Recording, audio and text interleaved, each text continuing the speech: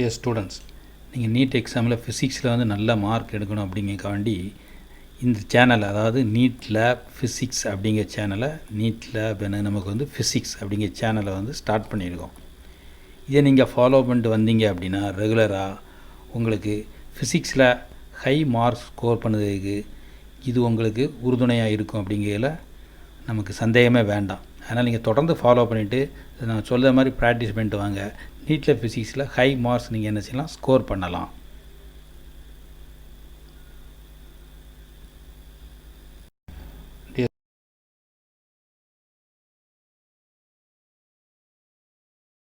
Measurements அதில் எப்படி நம்ம பார்ப்போம்னா, நீட் ஃபிசிக்ஸ் சிம்பிளான ஃபார்முலா, ஒரு 5 ஃபார்முலா ஞாபகம் வச்சுட்டா ஈஸியாக என்ன செய்யலாம். நம்ம டைமென்ஷன் யூனிட்ஸ் அண்ட் டைமென்ஷனை நம்ம என்ன செய்யலாம், ஈஸியாக சால்வ் பண்ணிக்கலாம். இப்போ ஃபஸ்ட்டு நம்ம இதில் பார்க்க போகிற வந்து பார்த்திங்கன்னா, இது யூனிட்ஸ் அண்ட் மெஷர்மெண்ட்டில் டைமென்ஷன் மெயினாக நமக்கு வரும், யூனிட்ஸ் அண்ட் மெஷர்மெண்ட்ஸ். அப்போ டைமென்ஷன் ஃபார்முலா அப்படிங்கும்போது நம்ம வந்து இதில் வந்து ஒரு 5 ஃபார்முலா ஞாபகம் வச்சுட்டா ஈஸியாக வந்து போட்டுக்கலாம்.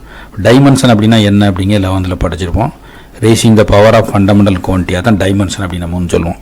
என்ன ஃபண்டமெண்டல் குவான்டிட்டி, ஃபண்டமெண்டல் 7 வந்து படிச்சிருப்போம். என்ன படிச்சிருப்போம், லென்த்து, மாஸ், அப்புறம் வந்து நமக்கு வந்து பார்த்திங்கன்னா டைம், எலக்ட்ரிக் கரண்ட், டெம்பரேச்சர், அப்புறம் வந்து நமக்கு வந்து luminous intensity, amount of substance, இதெல்லாம் நம்ம வந்து படிச்சிருப்போம். அப்போ இதில் வந்து பேசிக்காக வந்து லென்த்துக்கு நம்ம டைமென்ஷன் ஃபார்முலா வந்து எல் அப்படின்னு வரும், மாஸுக்கு எம் அப்படின்னு வரும். அப்போ மாஸுக்குள்ள டைமென்ஷன் வந்து எம், அதுக்கப்புறம் லென்த்துக்கு வந்து நமக்கு வந்து எல், டயத்துக்கு வந்து டி. இது 3 பேசிக்கை தெரிஞ்சுட்டு அதுக்கப்புறம் நம்ம ஸ்பீடு, வெலாசிட்டிக்கு, ஸ்பீடு அப்படின்னா டிஸ்டன்ஸ் பை டைம் அப்படின்னு சொல்லுவோம். அப்போ அதுக்கு என்ன வரும், ஸ்பீடுக்கு வந்து பார்த்திங்கன்னா டிஸ்டன்ஸ் பை டைம் அப்படின்னா டிஸ்டன்ஸுக்கு எல் அப்படின்னு வரும், டயத்துக்கு டி. அப்போ மேலே வரும்போது எல்டி -1 வரும். அப்போ ஸ்பீட் ஆர் வெலாசிட்டிக்கு எல்டி -1.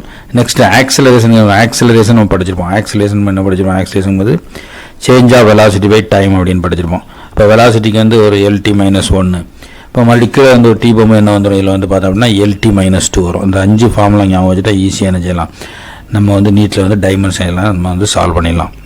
இப்போ எக்ஸாம்பிளுக்கு வந்து பார்த்தோம் அப்படின்னா அந்த டைமென்ஷனில் வந்து ஃபோர்ஸுக்கு வந்து கேட்காங்கன்னு வச்சுக்கணும். அப்போ ஃபோர்ஸுக்கு ஃபண்டமெண்டலாக அந்த ஃபார்முலா மட்டும் நம்ம தெரிஞ்சுக்கணும். ஃபோர்ஸுக்கு நினைச்சோம், ஃபோர்ஸ் அப்படின்னா மாஸ் இன்டு ஆக்சலரேஷன் அப்படின்னு சொல்லுவோம். Mass into acceleration. அப்போ நான் ஏற்கனவே சொல்லியிருக்கேன், மாஸுக்கு வந்து இதுதான் டைமென்ஷன் எம். அப்போ என்ன செய்யலாம், இதில் வந்து பார்த்திங்கன்னா எம் அப்படின்னு போட்டுடலாம். அதுக்கப்புறம் ஆக்சலரேஷன், இது வந்து வெலாசிட்டிக்குள்ள டைமென்ஷன், இது வந்து பார்த்திங்கன்னா நமக்கு ஆக்சலரேஷன். அப்போ ஆக்சலேஷன் அப்படி வரும்போது என்ன செய்யலாம், இதில் வந்து பார்த்திங்கன்னா எல்டி -2. அப்போ என்ன செய்யலாம், ஃபோர்ஸுக்கு வந்து எம்எல்டி மைனஸ்னு ஈஸியாக என்ன செய்யலாம், நம்ம வந்து போட்டுக்கலாம். அதுக்கு அடுத்தது சப்போஸ் வந்து ப்ரெஷருக்கு ஃபைன் பண்ணால் என்ன பண்ணு அப்படின்னு நம்ம வந்து பார்ப்போம். ப்ரெஷருக்கு எப்படி ஃபைன் பண்ணலாம் அப்படின்னு வந்து பார்ப்போம். ப்ரெஷர், இப்போ ப்ரெஷருக்கு வந்து ஃபைன் பண்ணுவோம். ப்ரெஷருக்கு ஃபார்முலா வந்து நம்ம தெரிஞ்சுக்கணும். ப்ரெஷர் ஃபார்முலாலாம் என்ன படிச்சிருப்போம், லோயர் கிளாஸ்லேயே படிச்சுட்டு தான் வந்திருப்போம். இந்த ஃபோர்ஸ் பை யூனிட் ஏரியா தான் ப்ரெஷர். இந்த ஃபார்முலா மட்டும் வச்சுட்டு அந்த 5 நான் எம்எல்டி, எல்டி -1, எல்டி -2 இதை வச்சு என்ன செய்யலாம், நம்ம டைமென்ஷன் எதுக்கெல்லாம் போடலாம்னு சொன்னேன். அதான் இதில் வந்து நம்ம வந்து பார்க்கோம். அப்புறம் ப்ரெஷர் சீக்வல் என்ன வந்துடும், நமக்கு வந்து force by area, certain force acting on the area that gives pressure, force per unit area அப்படின்னு படிச்சிருப்போம். அப்போ நம்ம வந்து இப்போ பார்த்த மாதிரி ஃபோர்ஸுக்கு வந்து ஏற்கனவே பார்த்துட்டோம், எம்எல்டி -2 அப்படின்னு ஒன்று போட்டோம். ஏரியாவுக்கு மட்டும் என்ன செய்யணும்னா, ஏரியாவுக்கு வந்து லென்த் இன்டு பிரெத் அப்படின்னு படிச்சிருப்போம். அப்போ லென்த்துக்கு வந்து டைமென்ஷன் எல் தான் வரும், பிரெத்துக்கும் டைமென்ஷன் எல் தான் வரும். அந்த எல் வந்து டைமென்ஷன் நிறைய இடத்துல வரும். அது எப்படி வரும் அப்படிங்கிறத நான் அடுத்த பக்கத்தில் எழுதி காட்டுங்க. அது எல்லாத்துக்கும் நமக்கு எல் தான் வரும், அது வச்சு ஈஸியாக போடலாம். அப்போ ஏரியாவுக்கு என்ன வந்தாச்சு, ஏரியாவுக்கு வந்து இதில் வந்து பார்த்திங்கன்னா நமக்கு வந்து எல்², ஏரியாவுக்கு எல்².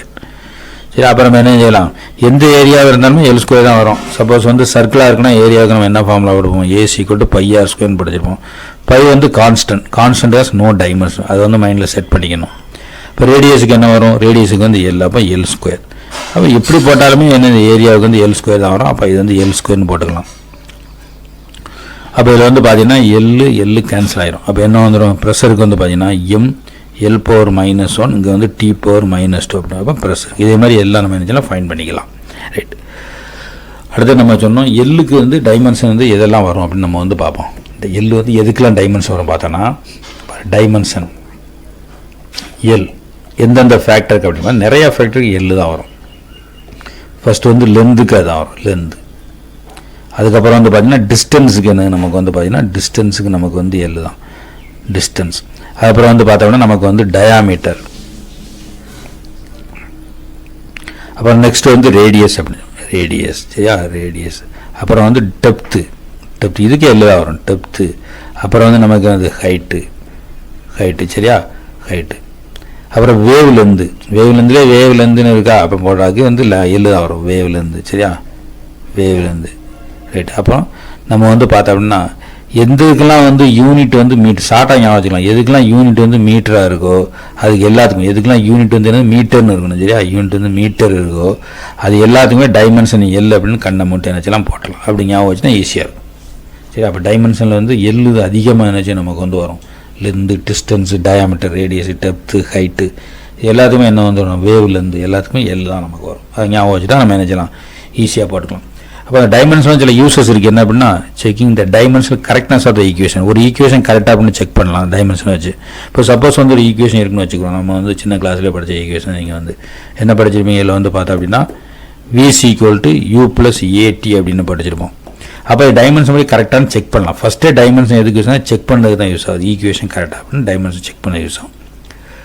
அப்புறம் வந்து என்ன செய்யணும், இதில் வந்து ரெண்டாவது first dimension correctness of the equation பார்த்தோன்னா என்ன செய்ய செக் பண்ணிக்கலாம். எப்படி பண்ணிக்கலாம், இப்போ இதில் வந்து பார்த்தீங்கன்னா என்ன வருது, V இதுக்கு டைமென்ஷன் யூக்கு எழுதணும், அப்புறம் ஏக்கு எழுதணும், டிக்கு எழுதணும். ரெண்டு பேருக்கும் டைமென்ஷன் ஈக்குவல் வந்தால் இந்த ஈக்குவேஷன் கரெக்ட்னு அர்த்தம்.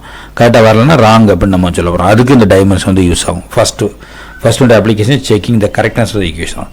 ரெண்டாவது வந்து கன்வெர்ட்டிங் என்னது one system of unit to another. அப்போ ஃபஸ்ட்டு வந்து என்னது நமக்கு வந்து செக்கிங் டைமென்ஷனல் கரெக்ட்னஸ், சரியா, செக்கிங் நமக்கு வந்து என்ன, நமக்கு கரெக்ட்னஸ் ஆஃப் ஈக்குவேஷன்.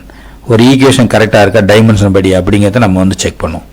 ரெண்டாவது நமக்கு வந்து converting one system of unit to another, one system to another. அது எந்த சிஸ்டம் இருக்கலாம், எஸ்ஐ இருந்து சிஜிஎஸ் வரலாம், சிஜி இருந்து எஸ்ஐ வரலாம், கிலோமீட்டர் டு மீட்டர் வரலாம். அதே மாதிரி நம்ம என்ன செய்யலாம், நமக்கு வந்து பார்த்தோம் அப்படின்னா ஒன் சிஸ்டம் வந்து